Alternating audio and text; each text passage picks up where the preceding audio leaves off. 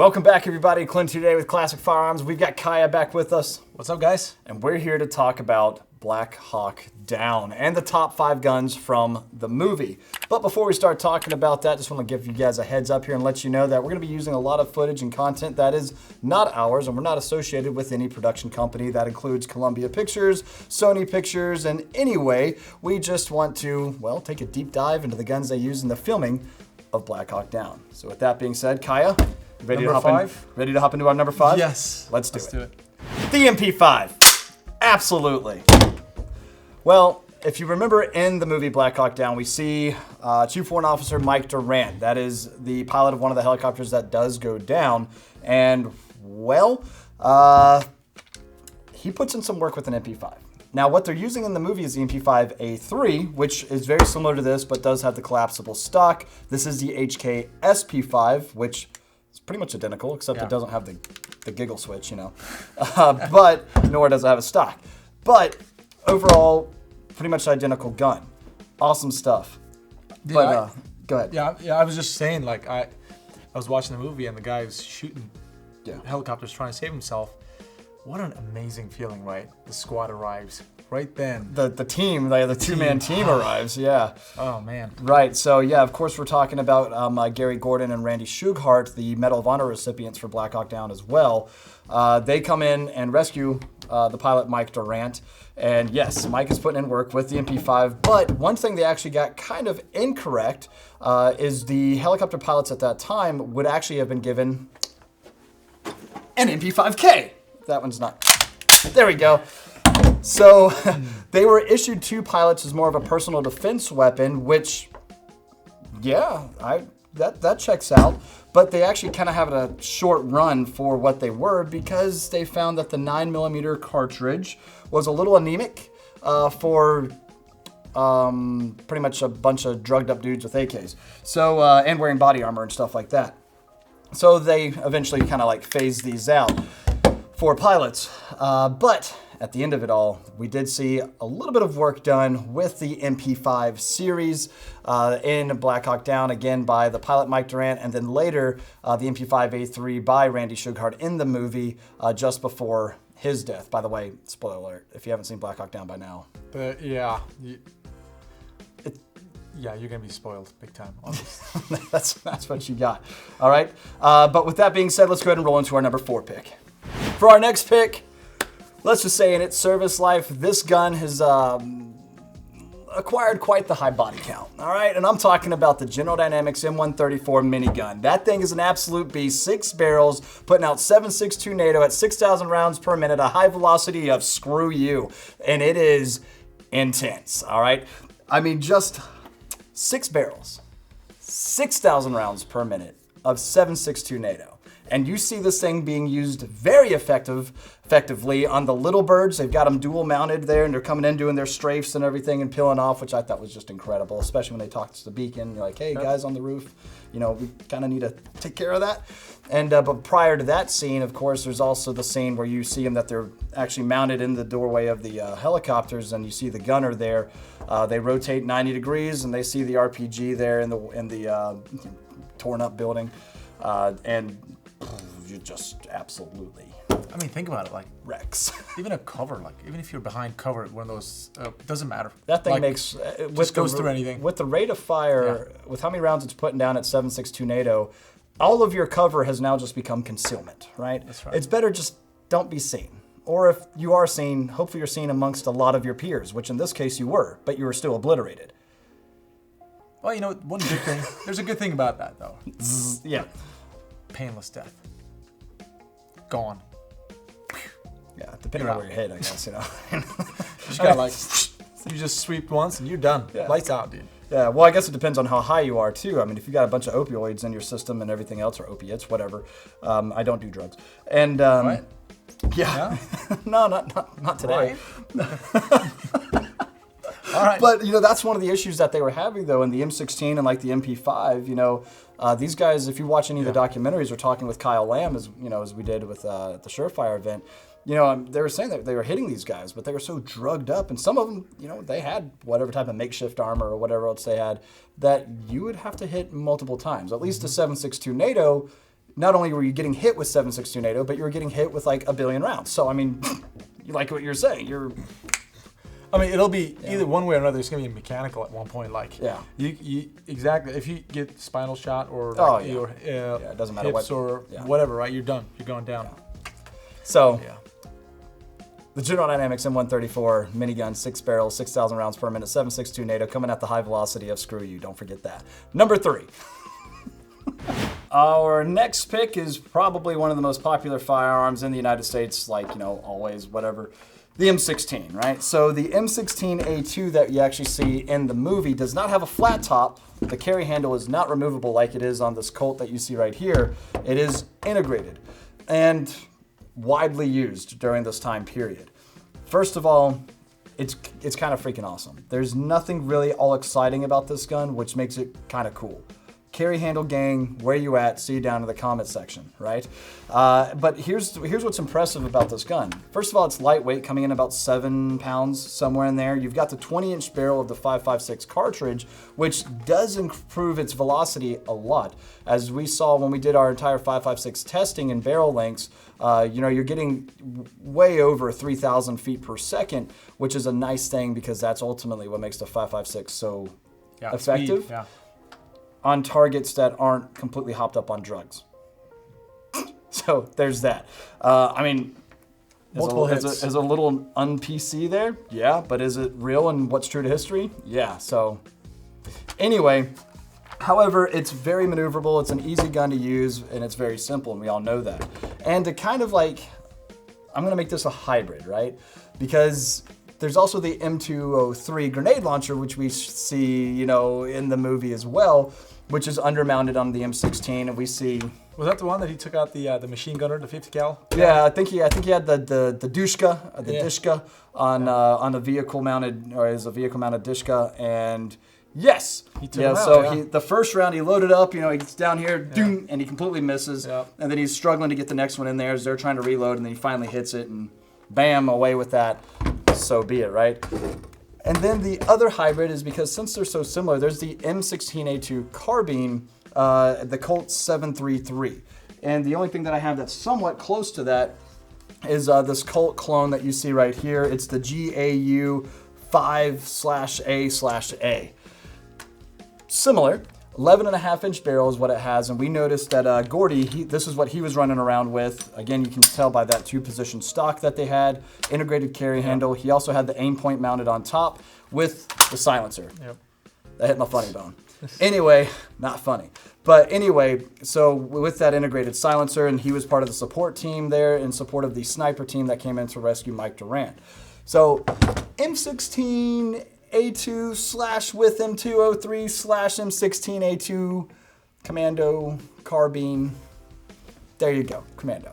So that's where I'm at with our number 3 pick because it is heavily used, as we see all throughout the movie. Your standard, I shouldn't say standard, but your riflemen are all toting around this gun right here, which, by the way, you guys absolutely love this model on our website. This is probably one of the most popular rifles that we've been selling recently for good reason. It's freaking awesome. Oh, it's very iconic, right? Oh, it's a yeah. very iconic rifle over here. And as you said, I remember talking to you, like the Marines use this. Like, you go in, clear houses with this. Yeah. But then, it's maybe a little too big for that.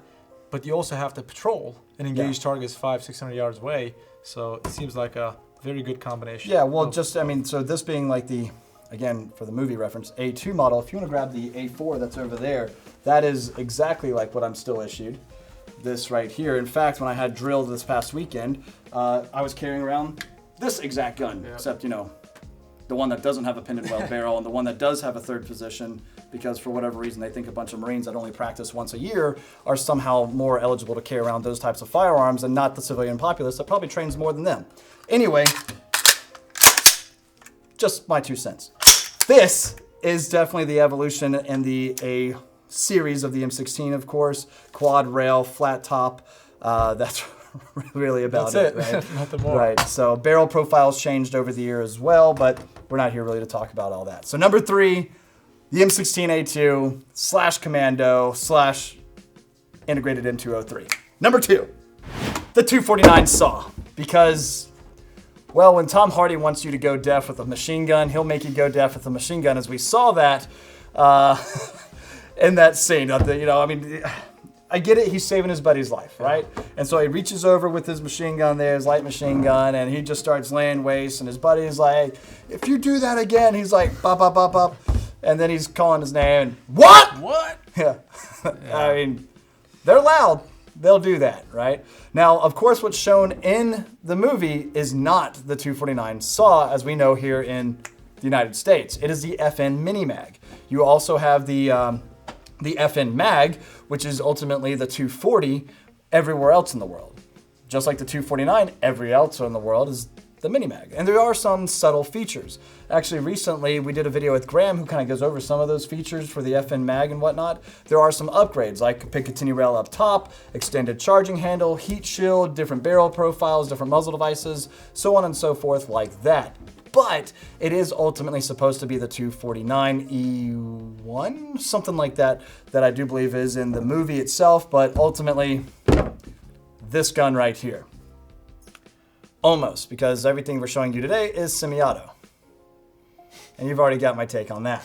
But with that being said... I know where you're going with that. But with that being said, there is something pretty awesome about this gun. And if you saw our giveaway video announcing that 249 as our giveaway, you can see that the running and gunning that they do in the movie is doable. Granted, I'm not saying what Kaya and I did in the intro was anywhere near as tough or rigorous as what actually happened that day, because that's not the case whatsoever.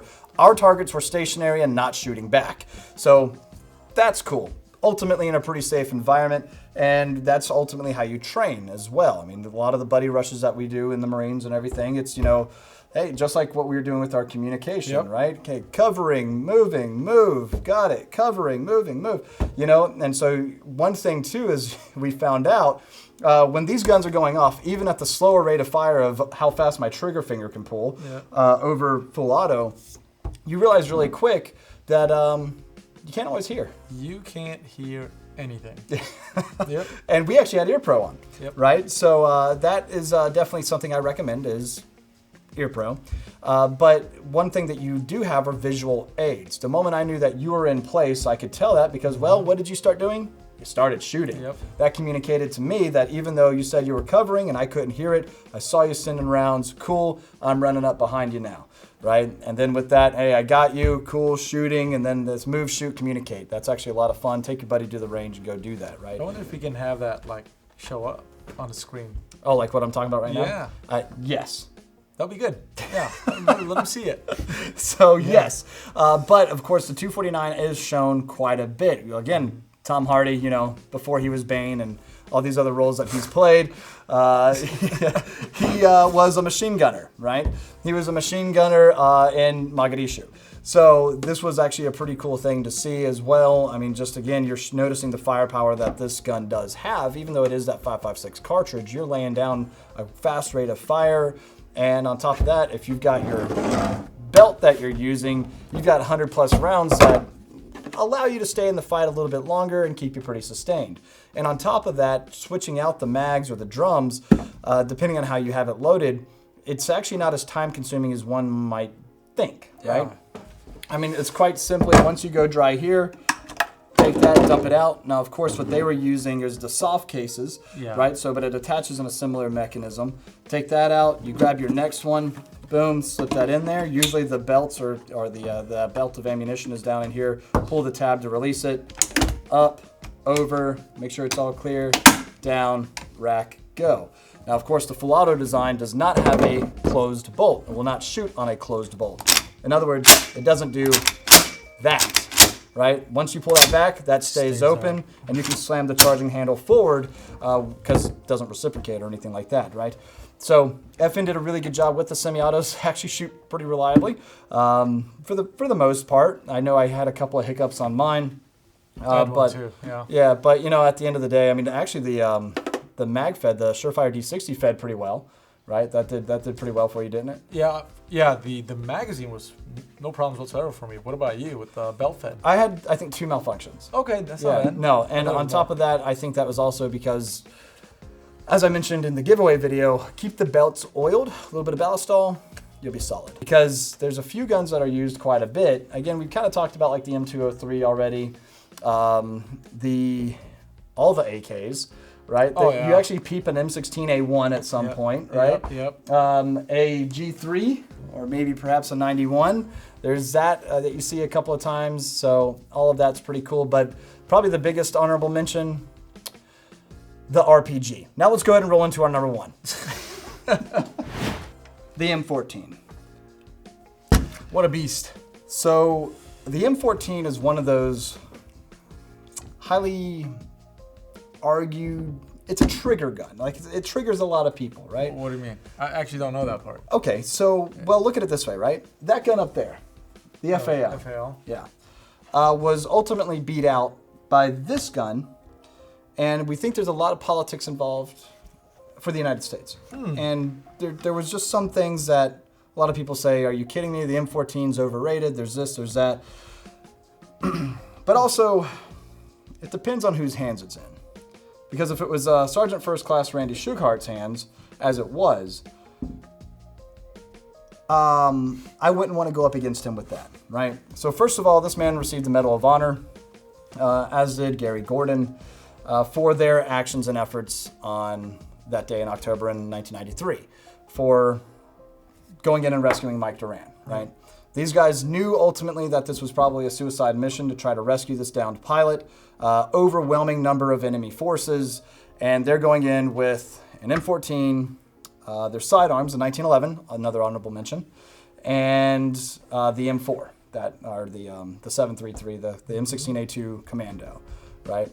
And then later on the MP5A3 that they pick up, that Shughart picks up. And he comes in with, we actually did a giveaway a couple years ago, and I think to date that this is my favorite giveaway intro. That was one that Ryan was editing, and he timed the shots to the piano, and it just looked good. And on top of that, what that rifle meant to actually be put together. And we worked with Aimpoint, who provided the optics. Grantham actually got his rifle as well, and he did his entire video on that also. So that was really cool to kind of like orchestrate all of that. And it was something that just meant a lot, especially when you think about military history and also just, you know, something kind of patriotic in a sense, right? And so, like I said, Aimpoint teamed up with us. Fulton Armory did as well to provide the rifle and all. And it was an awesome experience just to shoot the rifle, right? And it ran very well. And as we see in the movie, and we know as what happened in real life, the 7.62 NATO cartridge did some work, right? Both in the minigun and in the M14 at Shughart's hands. And we see him do absolute work with it.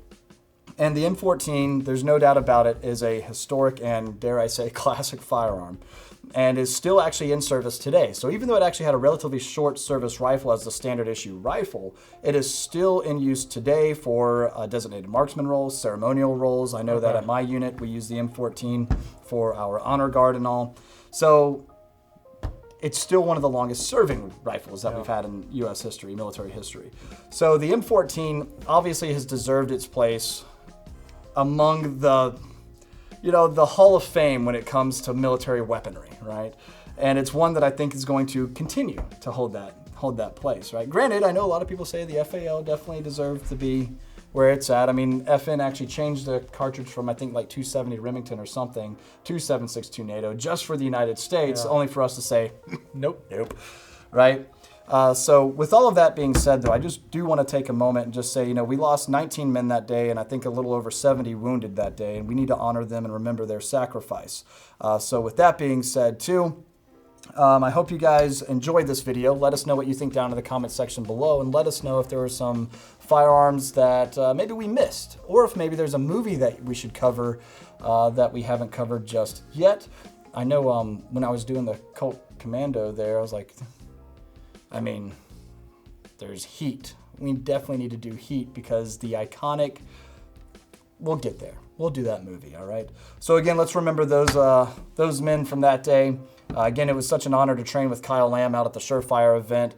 So big thanks to him, Viking Tactics and Surefire, for having us out there and doing a little bit of running and gunning and some low light in and around vehicles and stuff. That was really cool.